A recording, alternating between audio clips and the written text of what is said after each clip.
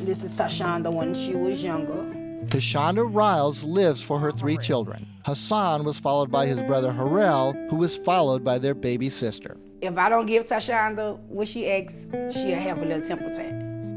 Growing up as the only girl, Hishaunda may have been a little spoiled, but she grew into a beautiful and poised young woman, a TikTok princess who became an expert in fashion, hair, and makeup. Her large pack of cousins and friends call her Tyddy. We love us some Tyddy, baby. Yes, Lord, her glamorous style, everything.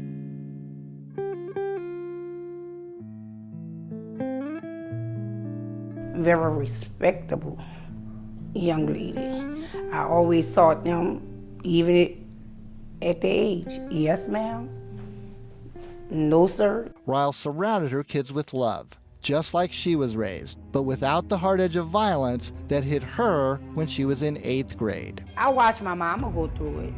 My brother was 17 when he got killed.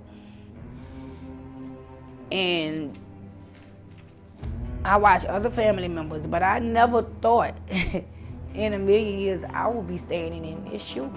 But the multi-generational streak of violence that haunts so many local families would eventually hit Riles. It was 2020. Hassan, then 22 years old, was visiting the family's old neighborhood of the St. Thomas housing complex, now demolished and rebuilt as River Garden Apartments. She had just FaceTimed him when she got another call. As soon as I hung up with it, I got a phone call right back. And it was just saying, you need to get up here, Hassan just was shot. And I'm like, huh? I just got off the phone with him. What you mean? I was in shock.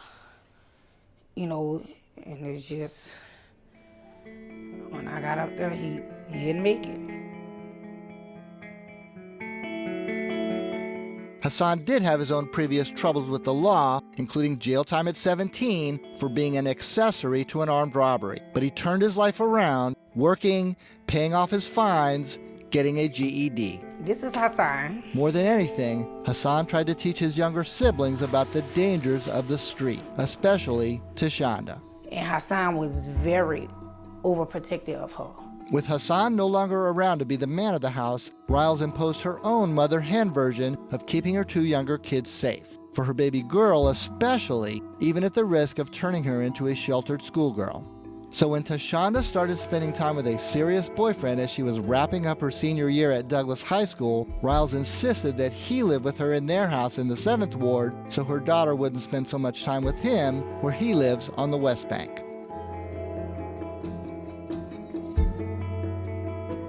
I had already talked to him and told him about I just had lost a child. You know, you're supposed to protect her.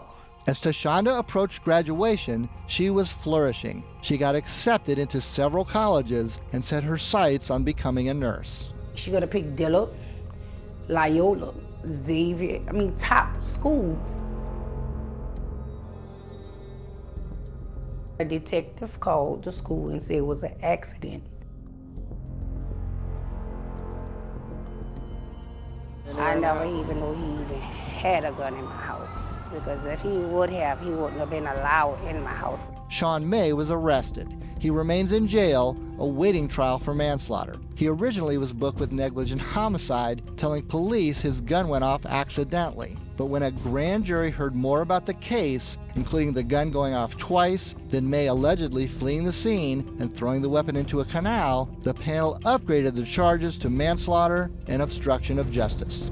But we were trying to protect her for things like this. Riles says Hishaunda's death hits hardest when she sees other young women laughing, singing, cutting up, just like her daughter. When I see other young ladies that was kind of slimmer like her,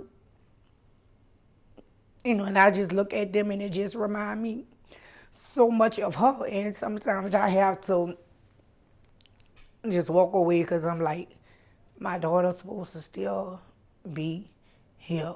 Hishaunda's death hit Douglas students hard. At graduation 9 days after she was killed, her name was the last one called. Riles went on stage and accepted her diploma. The Walmart where Hishaunda worked part-time also honored her. She had a beautiful smile. She had a beautiful heart. They're supposed to be burying me. I shouldn't be burying them.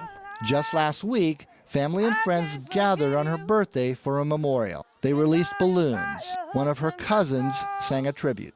Baby, I've tried, but I can't forget you. You know you got your hooks in my soul. Hishaunda Riles still lives for her kids. She attends every court hearing for Sean May. She recently marched with other families who lost their loved ones to violence. She has turned her home into a shrine for her 2 lost children. She still talks to them, especially to Shonda. What do you tell her? I call in the morning when I walk through, I call her beautiful. Good morning, beautiful. Mama miss you. I'm thinking about you. And I also say we're gonna get justice.